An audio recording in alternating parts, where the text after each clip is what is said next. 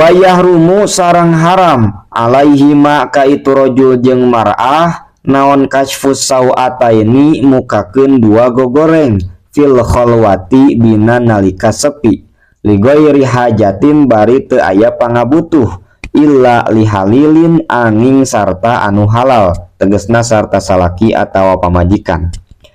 Wahala sareng halal ma'al mahromiyati bari tetep sarta samahram awil jinsiyati atawa sajinis awis sogiri atawa leutik keneh allazi anu sogir la yustaha anu can dipikahayang itu lazi.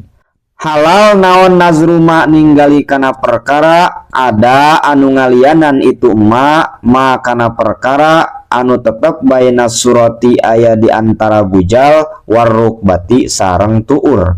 Iza kana di mana-mana kabuktian itu nazrun biwairi syahwatin eta tetep henteu make syahwat. Illa sobiyin angin budak leutik lalaki aw sobiyatin atawa budak leutik awewe duna sinnit tamizi anu can nepi kana umur hideng.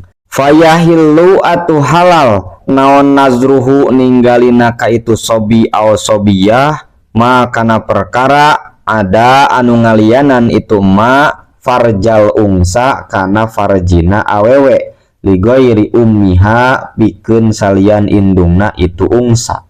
Wayahrumu sareng haram naon an nazru ninggali bil istihqori sarta ngahinakeun ilal muslimi ka jalma Islam.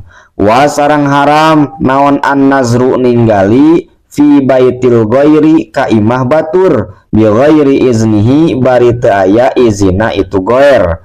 Aw syai'in atawa haram ninggali kana perkara akhfa anu nyamarkeun itu si goer hu kana itu se kazalika barinya kitu deui bi ghairi iznihi.